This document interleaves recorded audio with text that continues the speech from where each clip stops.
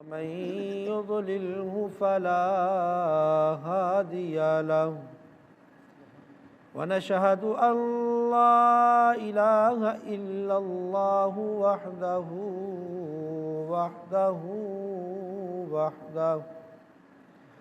لا شريك له ولا نظير له ولا ضد له ولا ند له ولا مثل له ولا مثال له وصل على سيد الرسل وخاتم الأنبياء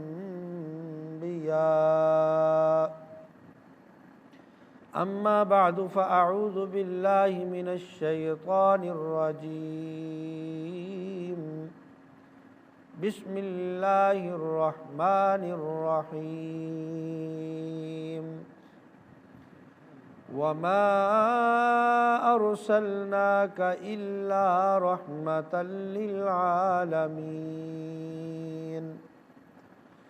صدق الله وصدق رسوله النبي الكريم ونحن على ذلك لمن الشاهدين والشاكرين والحمد لله رب العالمین۔ درفشانی نے تیرے قطروں کو دریا کر دیا، درفشانی نے تیرے قطروں کو دریا کر دیا، دل کو روشن کر دیا، آنکھوں کو بینا کر دیا۔ خود نہ تھے جو راہ پر اوروں کے ہادی بن گئے، کیا نظر تھی جس نے مردوں کو مسیحا کر دیا۔ یا رب صلی وسلم دائما ابدا علی حبیبک خیر الخلق کلہم والحبیب الذی ترجى شفاعته لكل حول من الاحوال مقتحمین۔ درود پاک پڑھیں۔ اللہم صل علی محمد وعلی آل محمد کما صلیت علی ابراہیم وعلی آل ابراہیم انک حمید مجید۔ اللہم بارک علی محمد وعلی آل محمد کما بارکت علی ابراہیم وعلی آل ابراہیم انک حمید مجید۔ اللہ رب العزت کی بے انتہا حمد و تعریف، امام الانبیاء سید الانبیاء خاتم الانبیاء سرور کونین ساقی کوثر شافی محشر در یتیم مکہ اور مدینہ کے تاجدار فخر دو عالم میرے اور آپ کے ہم سب کے آقا جناب محمد الرسول اللہ صلی اللہ تعالی علیہ وسلم کی ذات پر ہدیتاً تحفتاً درود پاک پڑھنے اور بھیجنے کے بعد اللہ رب العزت کا احسان ہے، فضل ہے، کرم ہے کہ اللہ تعالیٰ نے مجھے، آپ کو، ہم سب کو زندگی کے اندر ایک مرتبہ پھر یہ مہلت عطا فرمائی کہ آج ہم اس کے گھر میں جمعۃ المبارک کی نماز پڑھنے کے لیے جمع ہیں۔ اللہ رب العزت نے ہم سب کے اوپر بڑے احسانات کیے ہیں، احسانات سے اللہ نے ہمیں نوازا ہے۔ اللہ تعالیٰ نے ان احسانات میں سے ایک ہمارے اوپر احسان یہ بھی کیا کہ ہمیں آخری پیغمبر سید الاولین والآخرین امام الانبیاء سید الانبیاء فخر الانبیاء کائنات کے سردار وجہ کائنات کالی کملی والے محمد الرسول اللہ صلی اللہ تعالی علیہ وسلم کی امت میں پیدا فرمایا۔ دنیا کے اندر جتنے نبی آئے ان تمام نبیوں سے اعلیٰ، بہتر، افضل نبی حضور علیہ السلام کی ذات ہے۔ باقی نبی ہیں، حضور آخری نبی ہیں۔ باقی تمام نبی ہیں، حضور سید الانبیاء ہیں۔ باقی تمام نبی ہیں، حضور علیہ السلام امام الانبیاء ہیں۔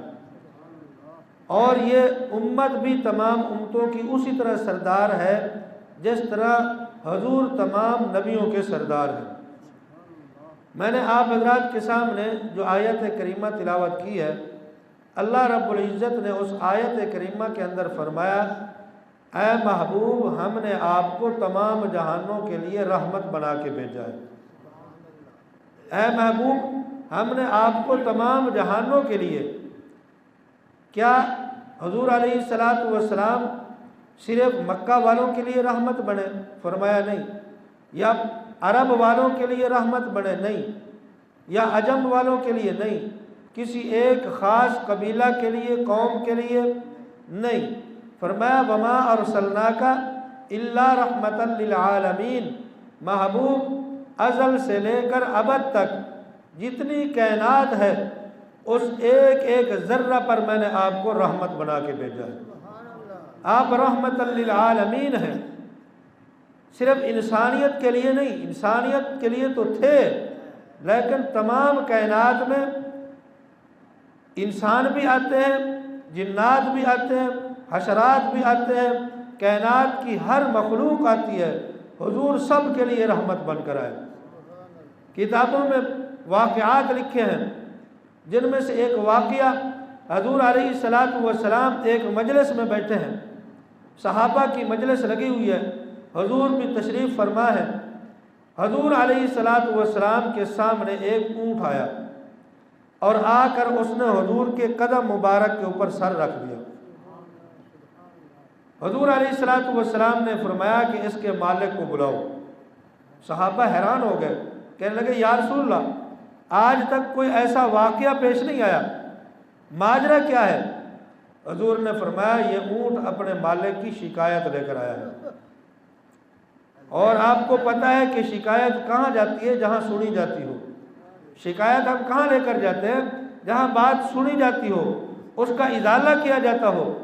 تو اونٹ مالک کی شکایت لے کر آیا، سر رکھا قدم مبارک کے اوپر۔ حضور نے فرمایا اس کے مالک کو بلاؤ۔ صحابی گئے، مالک کو بلا کر لائے۔ حضور نے فرمایا اونٹ تیری شکایت لے کر آیا ہے، تو اس سے کام زیادہ لیتا ہے، چارہ کم ڈالتا ہے۔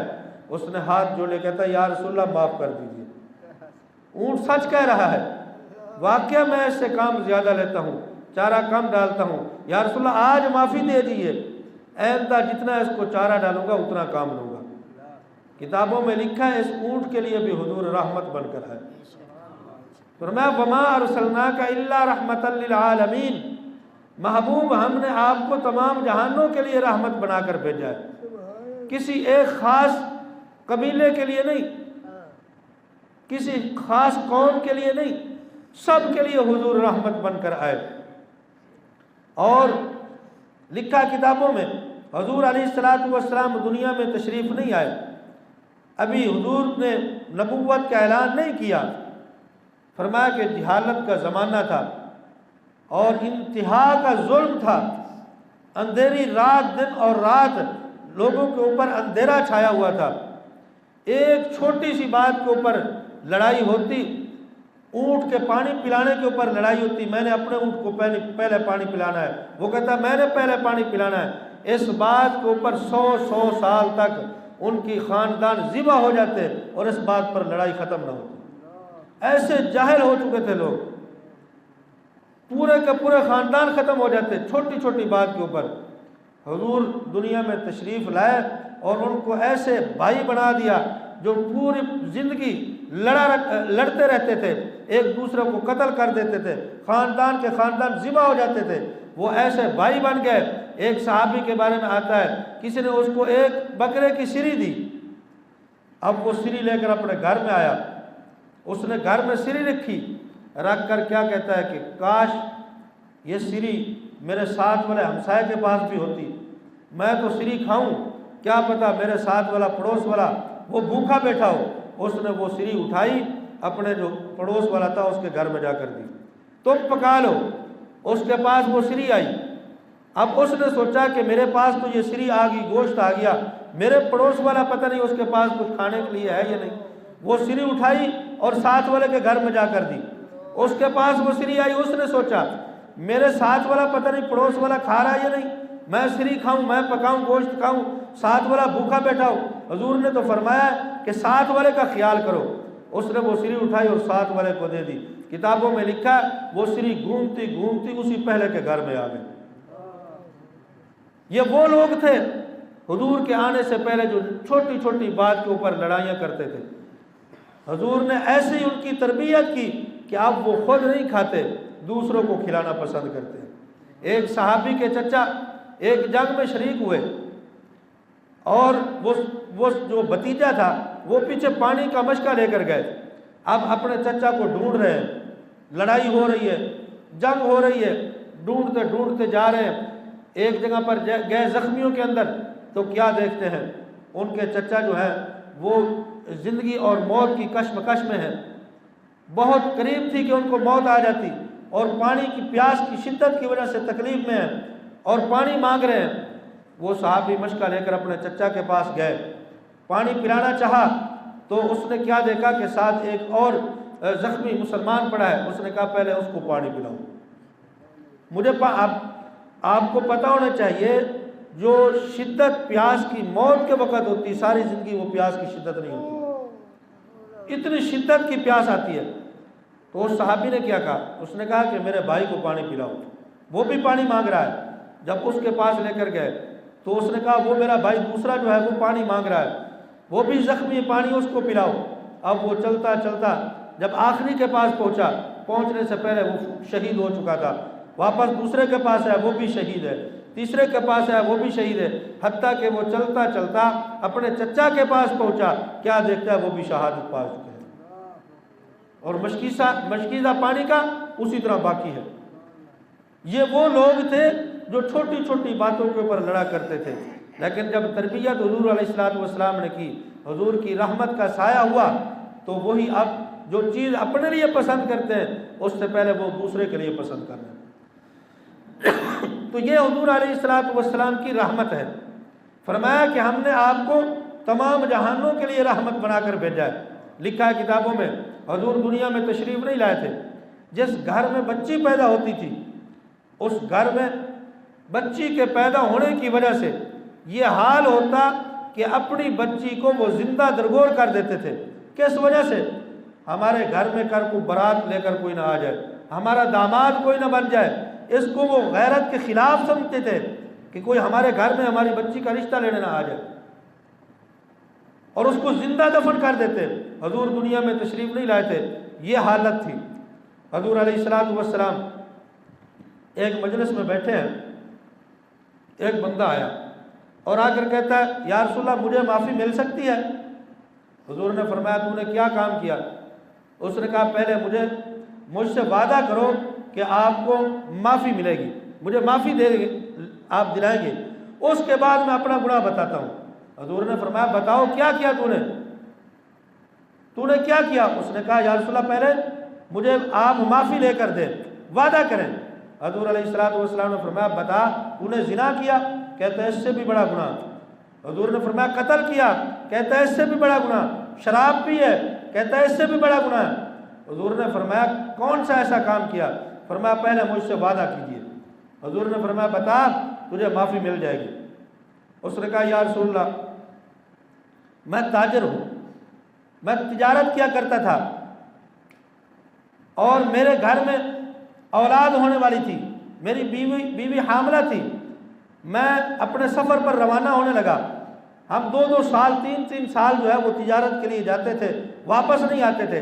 میں نے اپنی بیوی کو کہا کہ ہمارے ہاں اولاد ہونے والی ہے، میں سفر پر جا رہا ہوں، اگر بیٹا پیدا ہو جائے تو اس کو رکھ لینا، بیٹی پیدا ہو جائے تو اس کو زندہ دفن کر دینا، میں گھر واپس آؤں تو مجھے بیٹی نظر نہ آئے، اس کو دفن کر دینا۔ کہتا ہے میں اس کو یہ کہہ کر چلا گیا، میں سفر پر چلا گیا، 2 سال نہیں آیا تو پیچھے سے میری بیٹی پیدا ہوئی۔ اب میری بیوی اکیلی تھی، بیٹی وہ بھی خود عورت، آگے پھر بچی پیدا ہوئی، عورت کا دل اور اس کا یہ گوارا نہ کیا اس کو کہ وہ اس کو زندہ دفن کر دیتی، اس نے اس کی پرورش شروع کر دی، اس کو پالا اور اس کو بڑا کیا۔ میں 2 سال تک واپس نہیں آیا، وہ بچی کھیلتی رہی، اچھی لگتی، بھلی لگتی، خوبصورت لگتی۔ اس وقت یہ ہوا کرتا تھا جب کوئی سفر سے واپس آتا تو پہلے وہ خط لے کر اطلاع کیا کرتا تھا کہ میں فلاں دن کو واپس آ رہا ہوں۔ تو اس نے جب اطلاع کی کہ میں فلاں دن کو واپس آ رہا ہوں تو اب عورت نے کہا کہ اب کیا کروں؟ اس نے تو کہا تھا بچی کو دفن کر دینا، بچی تو زندہ ہے۔ تو اس نے اپنے ساتھ والی پڑوسن کے پاس گئی، اس کو جا کر کہتی ہے کہ میرا خامد آنے والا ہے، وہ مجھے کہہ کر گیا تھا کہ بچی کو دفن کر دینا، تو میں نے تو بچی کو دفن نہیں کیا۔ تو اب یہ کرتے ہیں کہ میں کہہ دوں گی یہ پڑوس والے کی بیٹی ہے، تیرے گھر میں چھوڑ جاؤں گی، تو اپنے خامد کو کہہ دینا یہ اس کی بیٹی ہے، تو میں اپنے خامد کو راضی کر لوں گی، جب وہ راضی ہو جائے گا پھر میں بیٹی اپنی لے لوں گی۔ اس نے کہا چلو اچھی بات ہے۔ اب اس نے جا کر اس کو دے دی، خامد گھر آیا، رہنے لگ گیا۔ اب وہ بچی کو کبھی کبھی لے کر آتی، بچی بڑی خوبصورت تھی، وہ اس کے ساتھ پیار کرتا، اس کا جو باپ تھا اس کو اپنے پیٹ پر بٹھاتا اور اس کو چومتا، پیار کرتا، محبت کرتا۔ اب عورت نے یہ سمجھا کہ اب اس کا باپ اس سے مانوس ہو گیا ہے، اس کو پیار ہو گیا، محبت ہو گئی ہے۔ ایک دن وہ دونوں خامد اور بیوی آپس میں پیار بھری باتیں کر رہے تھے۔ اس نے کہا میں نے آپ سے ایک بات چھپائی ہے، وہ آپ کو بتا دوں، آپ ناراض تو نہیں ہوں گی؟ اس نے کہا نہیں میں ناراض نہیں ہوں گا۔ کیا بات ہے؟ اس نے اس سے وعدہ کیا۔ وعدہ کرنے کے بعد اس نے کہا یہ جو پڑوس والی کی بچی آتی ہے نا ہمارے پاس، یہ اس کی بیٹی نہیں ہے، یہ ہماری بیٹی ہے۔ کہتا ہے یا رسول اللہ جب میری بیوی نے، یہ حضور کو وہ باتیں سنا رہا ہے، کہتا ہے یا رسول اللہ جب میری بیوی نے مجھے یہ کہا تو اسی وقت میرا دل و دماغ وہ سارا چینج ہو گیا، میرے ماتھے کے اوپر بل آ گئے، میرا رنگ زرد ہو گیا، میری غیرت جوش مارنے لگی۔ میں نے کہا میری بیٹی اتنی بڑی ہو گئی، کل کو میرے پاس کوئی اس کا رشتہ لینے کے لیے آ جائے گا۔ میری غیرت نے جوش مارا، میں نے تہیہ کر لیا دل کے اندر، میں اس بچی کو زندہ نہیں چھوڑوں گا، اس کو دفن کر دوں گا، زندہ دفن کر دوں گا۔ کہتا ہے یا رسول اللہ ایک دن میں نے بیوی کو محسوس نہیں کرایا، ایک دن میں نے اپنی بیوی کو کہا اس کو نہلاؤ، اس کو اچھے کپڑے پہناؤ، اس کو خوبصورت بناؤ، میں اس کے ماموں کے پاس لے کر جاتا ہوں۔ کہتا ہے یا رسول اللہ میری بیوی نے اس کو نہلایا، خوبصورت کپڑے پہنائے، اس کو سرما لگایا، اس کو تیل لگایا، بچی کھیل رہی ہے، ہنس رہی ہے، ابا جی کہہ رہی ہے، اور اس نے خوبصورت بنا کر مجھے دیا۔ میں نے اس کو اٹھایا اور بچی چلتی تھی، میں نے اٹھا کر اس کو گھر سے باہر نکلا، انگلی پکڑائی، بچی چل رہی ہے۔ جب جنگل کی طرف نکلا بچی کہتی ابا جی میرے ماموں کا گھر ادھر تو نہیں ہے، ابا جی میرے ماموں کا گھر ادھر تو نہیں ہے۔ کہتا میں نے بچی کو جھڑک دیا خاموش ہو جاؤ، بچی خاموش ہو گئی۔ کہتا یا رسول اللہ میں جا رہا ہوں۔ حضور علیہ السلام اس کی باتیں سن رہے ہیں، حضور کی جو آنسو مبارک اتنے گر رہے ہیں کہ داڑھی مبارک تر ہو چکی ہے، رحمت والے پیغمبر سن رہے ہیں۔ حضور علیہ السلام فرما رہے ہیں تجھے شرم نہیں آئی، تجھے ذرہ برابر بھی ترس نہیں آیا؟ کہتا یا رسول اللہ مجھے اس وقت کوئی ترس نہیں آیا، میں ظالم بن چکا تھا، میں نے بچی کو پکڑا، اس کو جھڑک رہا ہوں، لے جا رہا ہوں۔ جب میں آگے نکلا جنگل میں گیا، میں اس کے لیے گڑھا کھودنے لگا، اس کی قبر بنانے لگا، بچی اتنی بڑی تھی۔ کہتا یا رسول اللہ مجھے پسینہ آتا، گرمی تھی، بچی اپنا دوپٹہ اتارتی اور اتار کر میرا وہ پسینہ خشک کرتی، یا رسول اللہ مجھے پھر بھی ترس نہیں آیا۔ حضور علیہ السلام کی آنکھوں سے آنسو تر ہیں، رو رہے ہیں، حضور رحمت والے پیغمبر رو رہے ہیں۔ کہتا یا رسول اللہ مجھے ترس نہیں آیا، میں نے وہ گڑھا کھودا، اب بچی میرے اوپر اپنے دوپٹے سے سایہ کر رہی ہے، مجھے پھر بھی ترس نہ آیا۔ یا رسول اللہ میں نے گڑھا کھودا، گڑھا کھود کر اس بچی کو اٹھایا، اور اٹھا کر جب میں نے اس کے اندر گڑھے کے اندر رکھا، قبر کے اندر بچی کو رکھا، تو بچی آنکھیں اٹھا کر کہتی ابا جی بتاؤ میں نے تیرے ساتھ کیا کیا، میں نے کون سا ظلم کر لیا، کیوں مجھے مار رہے ہو؟ ابا جی مجھے چھوڑ دو، ساری زندگی تیرے گھر نہیں آؤں گی، تو اس سے کوئی مطالبہ نہیں کروں گی، تو اس سے کچھ مانگوں گی نہیں، مجھے خرچے کی ضرورت نہیں ہے، ابا جی مجھے اس طرح نہ مارو۔ کہتا یا رسول اللہ مجھے پھر بھی ترس نہ آیا، میں نے ایک بڑا پتھر اٹھایا، اٹھا کر بچی کے اوپر رکھا، یا رسول اللہ میری آنکھوں کے سامنے چیخ چیخ کر بچی کی جو ہے وہ اس کی زندگی جو ہے وہ ختم ہو گئی، مجھے پھر بھی ترس نہ آیا، میں گھر واپس آ گیا۔ یا رسول اللہ 3 دن ہو چکے ہیں، رات کو سوتا ہوں نیند نہیں آتی، خواب میں بچی آتی ہے میرا گریبان پکڑتی ہے اور پوچھتی ہے بتا مجھے کیوں قتل کیا۔ بتا میرا کیا جرم تھا؟ حضور علیہ السلام رو رہے ہیں، کہتا تو نے بڑا ظلم کیا، تو نے بڑی زیادتی کی، تو نے بڑا گناہ کیا، اگر تو یہ مجھے پہلے بتا دیتا تو کبھی تجھے معافی نہیں ملتی، لیکن سن میں رحمت للعالمین بن کر آیا ہوں، میں ایسا کلمہ لے کر آیا ہوں، چاہے تو نے جتنا بڑا گناہ کیا ہے، اگر سچے دل سے تو میرا کلمہ لا الہ الا اللہ محمد رسول اللہ پڑھ دے گا، فرمایا چاہے تیرا جتنا بھی بڑا گناہ ہے اللہ تعالیٰ تجھے ایسے کر دے گا جیسے ماں کے پیٹ سے نکلا ہے۔ یہ ہے رحمت والے پیغمبر۔ ایسے ایسے ظالم لوگ جن کو ذرہ برابر بھی ترس نہیں آتا تھا، جب حضور کے لڑ لگے، حضور علیہ السلام کا دامن پکڑا تو حضور کی رحمت نے ایسا جو ہے ان کے اوپر اثر کیا کہ وہی بڑے بڑے سردار بن گئے، حضور پر جان دینے والے بن گئے، جو ایک دوسرے کے دشمن تھے وہ ایک دوسرے کے دوست بن گئے۔ تو اس لیے اللہ رب العزت نے قرآن پاک کے اندر کیا فرمایا؟ وَمَا أَرْسَلْنَاكَ إِلَّا رَحْمَةً لِلْعَالَمِينَ، اے پیغمبر ہم نے آپ کو تمام جہانوں کے لیے رحمت بنا کر بھیجا ہے۔ حضور علیہ السلام ایک جگہ جا رہے ہیں، کیا دیکھتے ہیں؟ ایک شکاری نے جو ہے وہ جال لگایا ہوا ہے اور اس جال میں ایک ہرنی پھنسی ہوئی ہے۔ شکاری کون ہے؟ مسلمان نہیں ہے، عیسائی ہے، کافر ہے، اللہ کا نافرمان ہے۔ اب حضور علیہ السلام جا رہے ہیں، ہرنی نے پہچان لیا کہ یہ کوئی عام انسان نہیں ہے، یہ کائنات کا سردار جا رہا ہے۔ حضور کو کس نے نہیں پہچانا؟ حضور کو درختوں نے پہچانا ہے، حضور کو کس نے نہیں پہچانا؟ پتھروں نے پہچانا ہے۔ حضور علیہ السلام ایک مرتبہ ایک سفر سے واپس آ رہے ہیں تو ایک یہودی ملا، کافر ہے، اللہ کا نافرمان ہے۔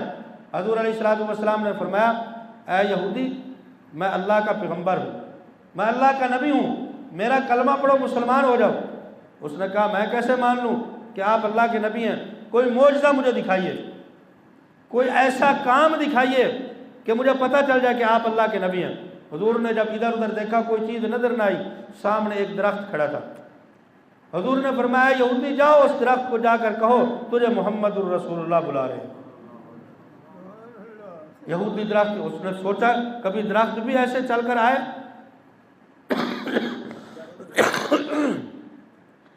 اب یہودی درخت کی طرف گیا اور حضور نے اپنی انگلی کا اشارہ کیا اس درخت کی طرف۔ یہ انگلی وہ تھی جو چاند کی طرف اٹھے تو چاند کو دو ٹکڑے کر دے۔ حضور نے اشارہ کیا اس انگلی کا تو درخت کو جا کر اس نے جب کہا کہ تجھے وہ سامنے ایک بندہ بیٹھا ہے وہ کہتا ہے کہ میں اللہ کا نبی ہوں، وہ بلا رہا ہے، لکھا ہے کہ درخت ایسے جڑوں سمیت نکلا اور چلا جیسے ایک انسان چلتا ہے، اور چل کر حضور کے قدموں میں آ کر جھک گیا، کہتا یا رسول اللہ حکم کیجئے، بتائیے میرے لیے کیا حکم ہے؟ حضور نے فرمایا بتا میں کون ہوں، بتا میں کون ہوں؟ کہتا اشہد ان محمد رسول اللہ، میں گواہی دیتا ہوں آپ اللہ کے محبوب پیغمبر ہیں۔ یہودی حیران ہو گیا، کہتا مجھ سے بہتر تو یہ درخت ہے، میں اشرف المخلوقات ہو کر نہ پہچان سکا، اس درخت نے آپ کو پہچان لیا۔ کہتا یہ درخت واپس بھی چلا جائے گا، اگر یہ درخت واپس چل کر اپنی جگہ پر کھڑا ہو گیا میں آپ کا کلمہ پڑھ کر مسلمان ہو جاؤں گا۔ حضور نے اشارہ کیا دوبارہ، جب انگلی کا اشارہ کیا تو درخت وہاں اپنی جگہ پر ایسے جا کر کھڑا ہو گیا جیسے وہاں سے نکلا ہی نہیں۔ اس یہودی نے کہا اللہ کے رسول مجھے کلمہ پڑھاؤ اور اپنا غلام بنا لو، میں بھی آپ کی غلامی میں آنا چاہتا ہوں۔ تو حضور کو کس نے نہیں پہچانا؟ حضور کو پتھروں نے پہچانا۔ اما آمنہ فرماتی ہے حضور دنیا میں تشریف نہیں لائے تھے، میرے پیٹ میں تھے، جب میں چلتی تھی تو پتھر مجھے سلام کیا کرتے تھے۔ آئے آخری پیغمبر کی اماں تجھے سلام ہو۔ لکھا کتابوں میں حضور علیہ السلام کے دادا جب گھر میں آتے نا تو دادی کہتی ان کو کہ عبد المطلب ہماری جو بہو ہے نا یہ کوئی ایسا عطر استعمال کرتی ہے کہ جو عطر آج تک میں نے سونگا نہیں ہے، اور یہ بیوہ ہے اور یہ عطر کیوں استعمال کرتی ہے؟ ہمارے خاندان کے اندر تو ایسا نہیں ہے، جو بیوہ عورتیں ہوتی ہیں وہ عطر استعمال نہیں کرتی، حمل بھی ہے پھر عطر ایسا استعمال کرتی ہے۔ تو اس نے کہا تو عورت ہے، تو اس سے پوچھ کہتی ہے میں نے کئی دفعہ پوچھنا چاہا، جب اس کے پاس جاتی ہوں ایسا روب طاری ہو جاتا ہے پوچھ نہیں سکتی، تو پوچھ۔ حضرت عبد المطلب نے کئی دفعہ کوشش کی لیکن نہ پوچھ سکے، پھر ایک دفعہ کوشش بڑی کی، بلایا بیٹا ادھر آؤ۔ اماں آمنہ آئی، کہتے ابا جی بتاؤ کیا بات ہے؟ کہتے آمنہ آپ کا خامد دنیا سے چلا گیا، آپ پیٹ سے ہیں، اور یہ جو عطر آپ استعمال کرتی ہیں یہ ہمارے خاندان کے اندر اچھی روایت نہیں ہے، آپ عطر کیوں استعمال کرتی، کہاں سے لاتی ہیں، کون لے کر دیتا ہے؟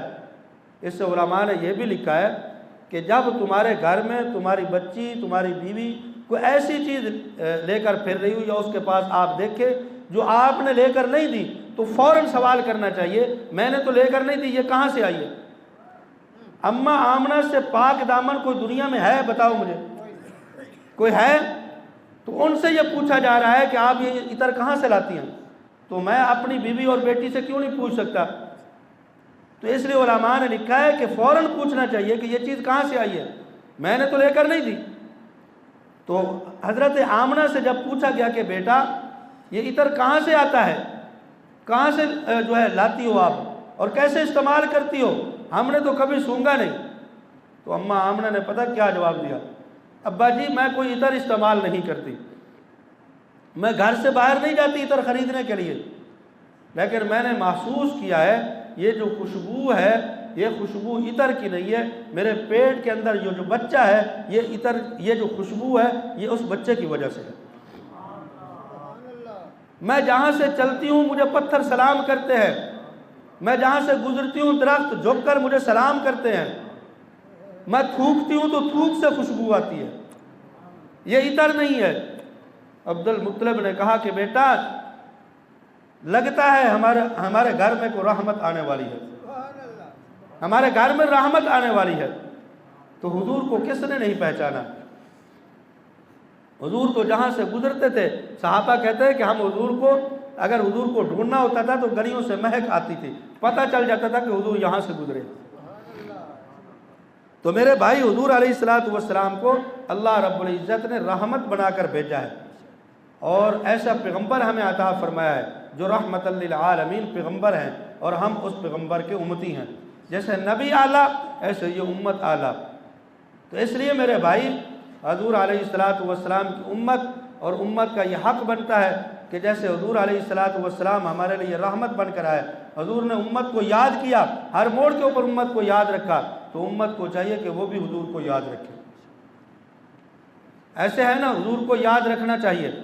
ہم عمل کرتے ہیں تو وہ بھی ہم ایسے کرتے ہیں۔ رمضان مبارک ابھی گزرا، آپ دیکھ لیں رمضان کا اور آج ہمارے جمعے کا کتنا فرق ہے فرق یا نہیں؟